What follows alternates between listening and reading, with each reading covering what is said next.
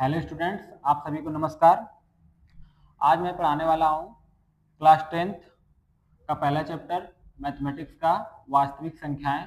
लेकिन उससे पहले हम डायरेक्ट टॉपिक को कवर नहीं करेंगे। उससे पहले हम क्या करेंगे कि उसके बेसिक को समझेंगे, उसका बेसिक क्या है। ठीक है, वास्तविक संख्याएं क्या होती हैं, संख्याओं का वर्गीकरण कैसे होता है, संख्याएं कहाँ से आती हैं, पहले उसको समझेंगे। ठीक है, तब जाके हम उसके टॉपिक को समझेंगे, मेन टॉपिक को। तो सबसे पहले जो बच्चे 9th में अच्छे से नहीं पढ़े हैं वो यहाँ पे पढ़ लें। साथ साथ 9th और 10th दोनों का कवर हो रहा है। ठीक है, दोनों का बेसिक चीज है। देखिए, इसमें सबसे पहला टॉपिक है संख्याओं का वर्गीकरण। संख्याओं का वर्गीकरण क्या है, संख्याओं को कितने भागों में बांटा गया है। ठीक है, तो देखिए, ज्यादा बात नहीं करते हैं, सीधे मुद्दे पर आते हैं। संख्याओं का वर्गीकरण क्या होता है कि संख्याएं कितने भागों में बांटी गई है। ठीक है, तो सबसे पहले संख्याओं को दो भागों में बांटा गया है। ठीक है, सबसे पहले संख्याओं को दो भागों में बांटा गया है। पहला क्या है, पहला है वास्तविक संख्या। वास्तविक संख्या, ठीक है, पहला है वास्तविक संख्या, रियल नंबर, रियल नंबर। और दूसरा है आपका, पहला वास्तविक संख्या है और दूसरा क्या है आपका, है काल्पनिक संख्या। ठीक है, काल्पनिक संख्या, काल्पनिक संख्या, इसको इमेजिनरी नंबर कहते हैं, इमेजिनरी नंबर। ठीक है, इसको इमेजिनरी नंबर कहते हैं।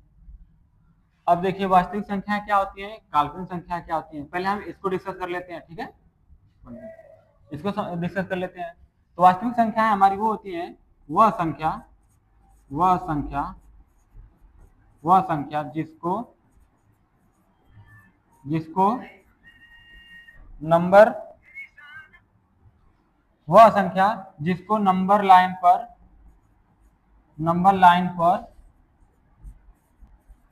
दर्शाया जा सके। ठीक है, दर्शाया जा सके,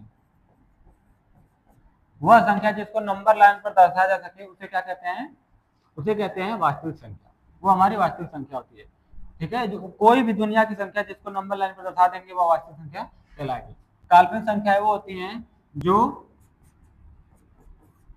ऋणात्मक ऋणात्मक संख्याओं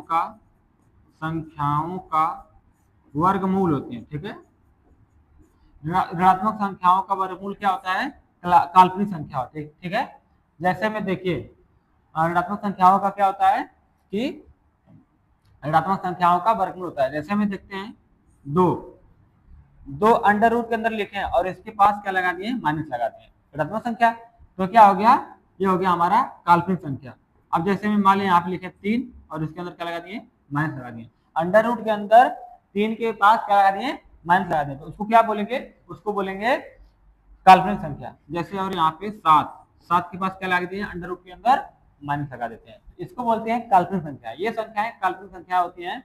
इसको आयोटा से रिप्रेजेंट किया जाता है, आई से। ठीक है, इसको आयोटा से रिप्रेजेंट किया जाता है। ठीक है, फिर उसके बाद हमारा नेक्स्ट आता है, अब देखिए वास्तविक संख्याओं के भाग को पढ़ना है। ठीक है, क्योंकि क्लास 10th में जो पहला चैप्टर हमारा है वास्तविक संख्या ही है, तो हम उसी से रिलेटेड पढ़ा रहे हैं बेसिक चीजें। तो आप काल्पनिक संख्या, वास्तविक संख्या को देखेंगे। तो देखिए आगे चैप्टर क्या है।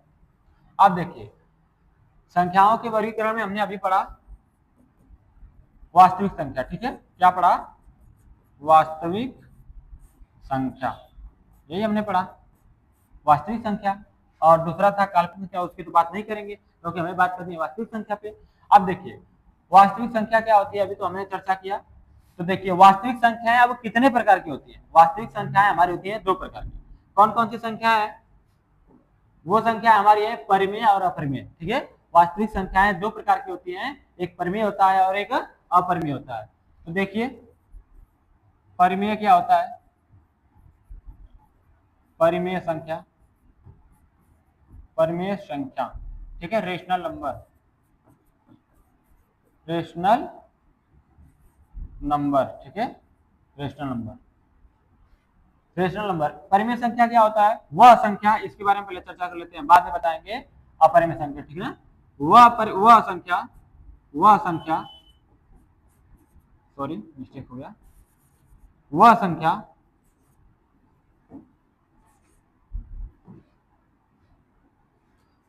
वह संख्या, रुक जाइए एक मिनट, वह संख्या जो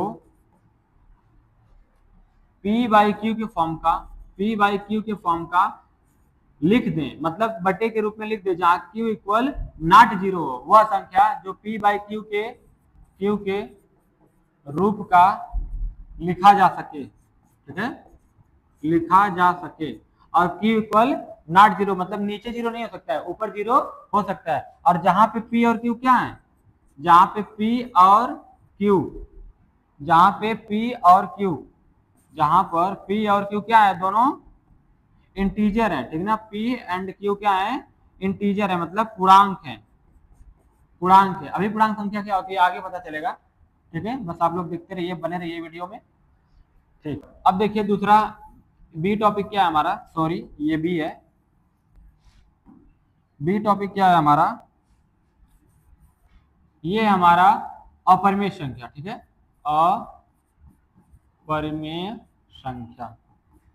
अपरिमेय संख्या, इरेशनल नंबर बोलते हैं इसको, इरेशनल नंबर। ये क्या होता है भाई, ये क्या होता है, जिसको P बाई क्यू, मतलब बटे के रूप में हम क्या कर सकते हैं, नहीं लिख सकते हैं इसको, P बाई क्यू के रूप का नहीं लिख सकते हैं, ठीक है, जिसको P बाई क्यू के रूप में क्या कर सकते हैं, नहीं लिख सकते हैं, उसको बोलते हैं अपरिमेय संख्या। जैसे अपरिमेय संख्या क्या होती है, इसको P बाई क्यू के रूप में नहीं लिख सकते हैं, और ये होती है हमारी अंडर रूट वाली संख्या, ठीक है, जो अभाज्य संख्याएं होती है अंडर रूट के अंदर हो जाएंगी तो वही हो जाएगा, जैसे इसको और आपका इसको, यहाँ पे 5, अंडर रूट के अंदर 2, अंडर रूट के अंदर 7, अंडर रूट के अंदर 5, इसको क्या लिख सकते हैं, P बाई के रूप में नहीं लिख सकते हैं, ठीक है, तो इतना समझ में आ गया होगा, उम्मीद करते हैं इतना समझ में आ गया होगा। अब नेक्स्ट अगले टॉपिक पर चलते हैं, ठीक है। अब देखिए बहुत महत्वपूर्ण टॉपिक आया है, क्लास 10th का वास्तविक संख्याएं चैप्टर पढ़ने से पहले इसको जरूर पढ़ लेना, वरना वो चैप्टर समझ में नहीं आएगा, ठीक है। तो देखते हैं दशमलव प्रसार, बहुत सारे बच्चे इसमें फंस जाते हैं, दशमलव प्रसार उनको समझ में नहीं आता है, तो यहाँ पे बहुत अच्छे तरीके से मैं समझा रहा हूँ, मतलब 0 to 0 लेवल, यहाँ से मैं कोशिश करूंगा आप लोगों को ज्यादा से ज्यादा समझ में आए, ठीक है। तो देखिए दशमलव प्रसार, सबसे पहले समझते हैं दशमलव प्रसार क्या होता है। दशमलव प्रसार होता ये है कि जब किसी संख्या से किसी संख्या में भाग लगाते हैं और दशमलव में जाती है, ठीक है, तो उसी को दशमलव प्रसार दो प्रकार के होते हैं, शांत और अशांत। अब देखिए शांत और अशांत क्या होते हैं, सबसे पहले शांत को समझते हैं। शांत वही होता है जब हम भाग लगा रहे हैं, ठीक है, और दशमलव के कुछ अंक बाद भाग रुक जा रही है, शेषफल 0 आ जा रहा है, तो उसको बोलेंगे शांत दशमलव प्रसार, टर्मिनेटिंग डेसिमल, ठीक है, भाग लगा रहे हैं और दशमलव के बाद कुछ अंक बाद भाग क्या हो जा रही है, रुक जा रही है, तो उसको क्या बोलेंगे, उसको बोलेंगे आपको शांत दशमलव प्रसार। अभी देखिए समझा रहे हैं, देखिए क्या दशमलव के बाद देखिए शांत दशमलव क्या होता है, ये हमारा पहला है शांत दशमलव प्रसार टर्मिनेटिंग डेसिमल, भाग लगाएंगे दशमलव के कुछ अंक बाद भाग जाकर के रुक जाएगी। जैसे मान लीजिए यहाँ पे मिस्टेक हो गया, यहाँ पे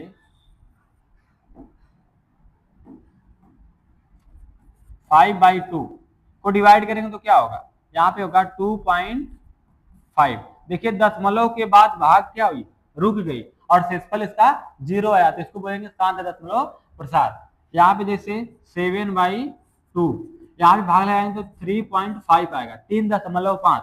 3.5 क्या है, दशमलव के कुछ अंक बाद भाग रुक गई, यहाँ पे दशमलव के बाद जैसे मान लीजिए 0.2 बार जा सकता है, 3 बार जा सकता है, 1 बार जा सकता है, दशमलव के कुछ अंक बाद अगर भाग रुक जा रही है तो वो क्या रहेगा, वो रहेगा हमारा शांत दशमलव प्रसार, ठीक है।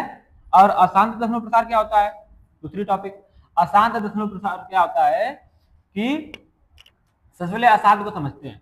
देखिए अशांत में भाग रुकती नहीं है, भाग चलती जाती है, शेषफल कभी 0 आता है ही नहीं है, ठीक है, शेषफल कभी 0 नहीं आता है, भाग लगातार आगे बढ़ती जाती है, कभी रुकती ही नहीं है। अब अशांत को समझते हैं। अशांत दशमलव प्रकार भाई दो प्रकार के होते हैं, ठीक है, अशांत दशमलव प्रसार दो प्रकार के होते हैं, कौन कौन से, अशांत अनावर्ती और शांत आवर्ती। तो सबसे पहले इसको समझते हैं, इसको मान लीजिए पहला, इसको मान लीजिए दूसरा, भले तो ऊपर नीचे हो गया तो क्या हुआ, एडजस्ट हो जाएगा।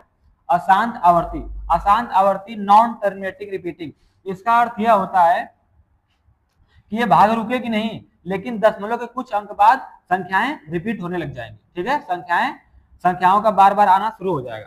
जैसे 1/3, 1/3 लिखा हुआ है, तो इसको अगर भाग लगाने जाएंगे ना, तो यहाँ पे लगा के चेक कर सकते हैं 3 1। देखिए 3 छोटा है तो 0 लगाएंगे, दशमलव लगा के यहाँ पे 0 बढ़ा सकते हैं, या फिर 0 पर ले जाके पहले घटा लेंगे, फिर दशमलव लगाए तो 0 बढ़ा लेंगे। 3 तरीके 9, घटाएंगे तो 1 बचेगा, फिर दशमलव लगाए तो 0 बढ़ा लेंगे, फिर 3 तरीके 9। ठीक है, 1 बच जाएगा। मतलब देखिए 1 1 बार बार बच रहा है ना, तो इस तरीके से 3 3 3 3 आता जाएगा बार बार। तो देखिए अशांत आवर्ती का मतलब यही होता है कि भाग रुकेगी भी नहीं और कोई संख्या रिपीट भी होगी। तो देखिए भाग नहीं रुक रही है, लेकिन एक संख्या रिपीट हो रही है। कौन संख्या? वह संख्या है 3। तो इसको आप ऐसे लिख सकते हो, 1/3 बराबर लिख सकते हो 0.333 डॉट डॉट डॉट, मतलब आगे बढ़ रही है। अब इसको आप रोकने के लिए क्या कर सकते हो, 1/3 बराबर 0.333 को आप लिख सकते हो 0